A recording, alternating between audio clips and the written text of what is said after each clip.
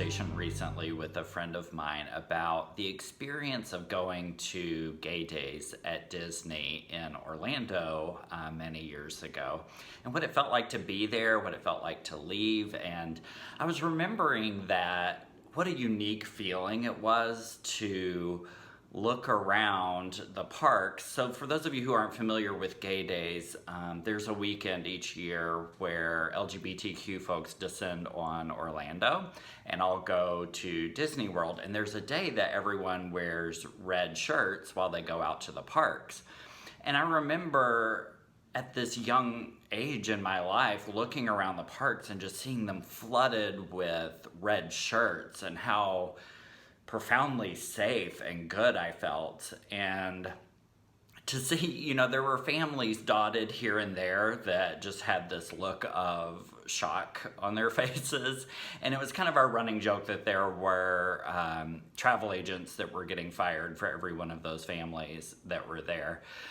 But I remember feeling like the power that it felt in that, like, oh, you're the minority now and not me, and how good and safe that felt. And then as I left that weekend, feeling real sadness and feeling a sense of loss and kind of realizing that how I felt that weekend is how a lot of heterosexual people just move through the world, and how I had never felt that way before and how wonderful that felt.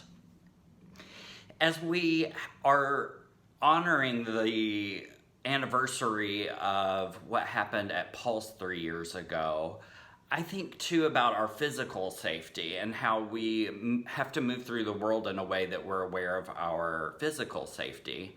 And what I would like to talk today about is how we create emotional safety for ourselves and how we do that in a way that works really well for us. So the question that I want us to consider today is, are there defenses that you have in place that you have set up at a certain time in your life, maybe earlier in your life, where you needed that and they no longer serve you, or they don't serve you to the degree that they used to before?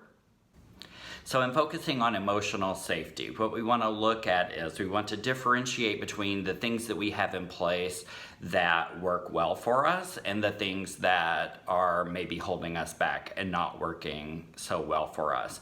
So we're not throwing the baby out with the bathwater here. There are ways in which we need to emotionally protect ourselves.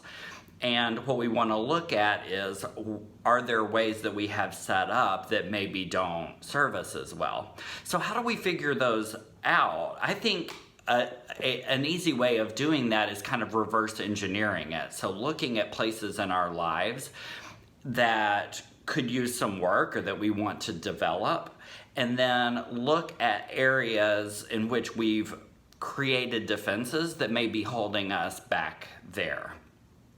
So I'll give you a personal example to illustrate how this has worked for me. So I have looked in my life at wanting to create more community and wanting to be in relationships in a deeper and more meaningful way. And when I looked at that, I discovered that I had defenses in place for a lot of good reasons that were pretty high, that didn't let a lot of people in. I mean, they were like Fort Knox high. So again, if we're differentiating what works for us and what doesn't, it's not totally getting rid of defenses and just letting everyone in the gates. But I was able to see that I wasn't connecting in community and I wasn't creating the relationships that I wanted because the walls were so high and the defenses were so strong. And so I looked at that and I thought, are there ways in which I can bring that down? Do I need to be that defensive at this point in my life with people that I let into my life? And I was able to acknowledge that I'm in a different place in my life now. I have different resources to take care of myself.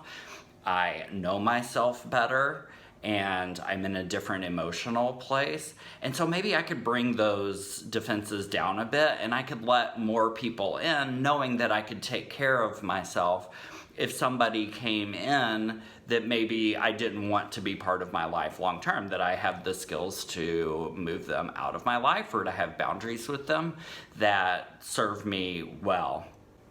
So part of this process is acknowledging that we create those defenses for good reasons. There are good reasons that those were set up, and also our defenses don't have to remain consistent through our lives. Our needs change, our resources change, what we want from life changes, and so it's good to keep checking in on our emotional defenses and how we take care of ourselves to make sure that they're in line for us.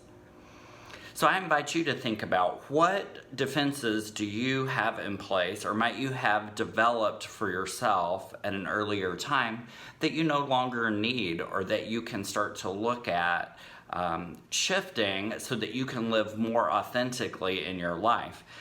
And again, a way of thinking about that is thinking about areas of your life that you want to develop, whether it's career or relationships, health and wellness. Are there ways that in those areas, whatever area you want to develop, are there defenses or beliefs that you have in place that you no longer need to have in place for you?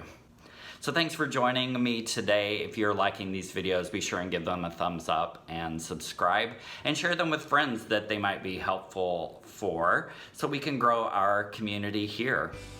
Also, if you want to check us out on Instagram and Facebook, we are Invincible Love Project. There we have some different things going on. There are ways of communicating with us directly if you'd like to do that there. And you can follow us there to be part of our growing community there. Thanks for joining me again. Take good care.